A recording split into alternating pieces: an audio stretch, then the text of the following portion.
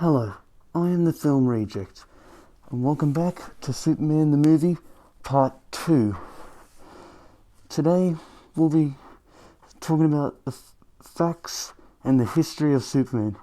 But before we get into those two things, first off, I just want to mention a bit more about Lois Lane and Clark Kent. Lois Lane is not only just strong and smart, but she's also a hard-working woman, will do anything to get her story completed for the Daily Planet. And she also is probably one of the most memorable love interests in comic book history. Of course, alongside Steve Trevor and I guess you can say Batwoman, because yes, that was an actual... Oh, no, not Batwoman, sorry. Catwoman. Batman had another love interest, I guess you could say, back then. Anyway, that's not the point. Lois Lane sure is a hard-working woman and will do anything to get her story done. Once we even see her in the movie as a young girl, seeing a young Superman run very fast past the train. But here's the thing, she tries to tell her parents, but they don't believe her. So, now many years later, she works for the Daily Planet, and is now a hard-working woman, and at times is a damsel in distress, but on that she still is a strong, memorable character. Now to Clark Kent. Clark Kent, at least as a boy, is just like every little boy back then who was reading the Superman comics could relate to him. And I heard in a documentary called Comic Book Superheroes Unmasked, it said that little boys looked up to Clark Kent, that they dreamed that inside they were as strong as he is. Now, of course, no one in real life can actually have superpowers, but you don't have to have superpowers to be perfect. Instead, for example, take Joe Shuster's advice, one of the creators of Superman, who, when he was a little boy, he got picked on a lot by bullies. But so instead, he did some bodybuilding, he lifted weights and everything. So if you want to, at least in a way, become kind of like a real life Superman, just build your muscles up.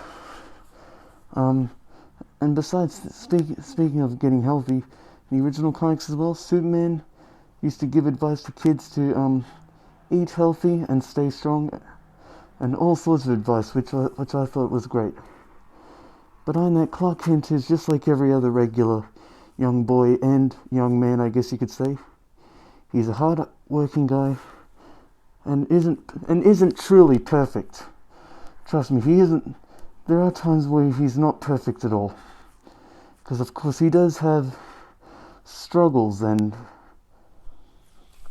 he does have struggles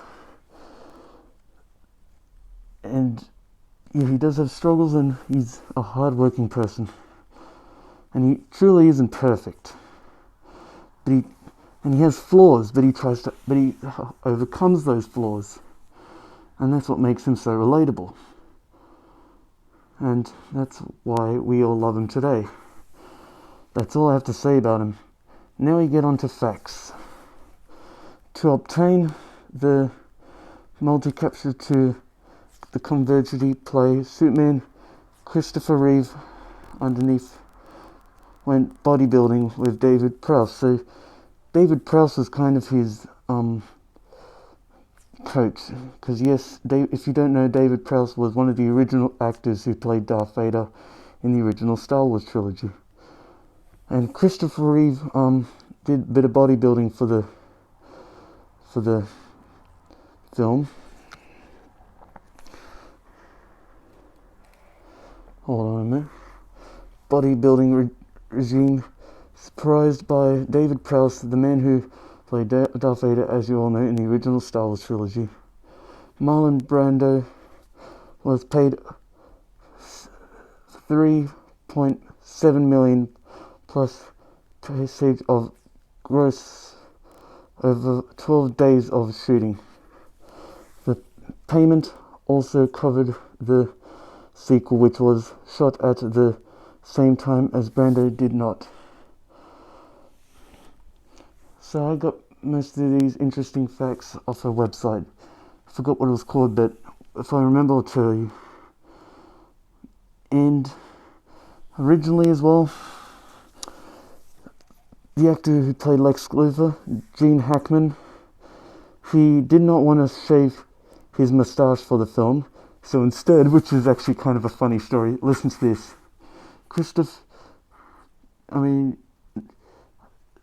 The director, forgot his name, but he also made a deal with him and said, hey, look, if you do this role, I'll shave my moustache off. But here's the thing, in real life, he never had a moustache. I know, right? Isn't that crazy? He never even had a moustache. So he tricked him. But not only that, Gene Hackman also didn't want to shave his head as well. So instead, I think they got like those bald caps on him or whatever and put it on his head to make him look bald.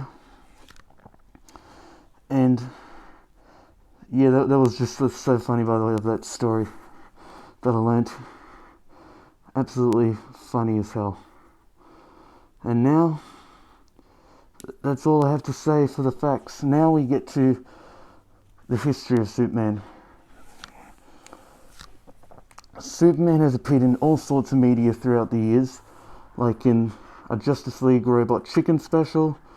He's also appeared in the Super Friends Hanna-Barbera TV show, of course alongside Wonder Woman, Batman and Robin, the Wonder Twins and Aquaman, and has also actually appeared in a crossover episode of the classic 50s TV show I Love Lucy.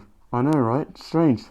And of course there was a TV show called The Adventures of Superman, starring George Reeves, and he's just appeared in so much media throughout the years, of course in comic books, movies, TV shows, and all sorts. And there was also a cartoon series made in the 50s, produced by Max Fleischer Studios, and there was also another animated series in the 90s called, Superman, the animated series. And of course, that was from the same creators as Batman Beyond, Justice League Unlimited, and of course, Batman, the animated series. And that is just... So he's appeared in so much stuff throughout the years, I almost can't even name them all. Anyway, that will do for today, except though, I just want to give a quick shout out to my friend George, aka Spike Green, who has a movie-themed YouTube channel called The Film Geek Collective. And he also has a podcast on Spotify. So yeah, check him out. And actually very soon he's also going to upload another episode. But other than that, check him out. I think you're going to love him. Trust me. But other than that will be it for today, folks. I know it was a very short video, but that's all I could cover. So I'll see you all next time. Bye.